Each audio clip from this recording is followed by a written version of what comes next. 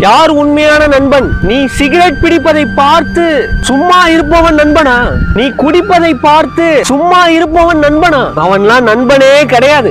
அவன் நண்பனுக்கான தகுதியே கிடையாது. யார் நண்பன்? நீ தீய பழக்கங்களில் ஈடுபடும் போது உன்னை தடுத்து அறிவுரை சொல்பவனே நண்பன். நீ சிகரெட் பிடிக்கும் போது, குடிக்கும் போது உன்னை தடுத்து உன்னை திருத்துபவனே உண்மையான நண்பன்.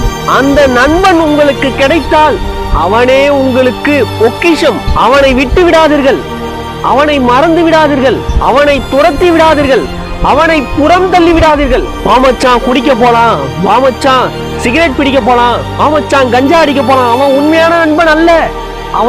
அவன் உங்களை கெடுக்க வந்தவன்.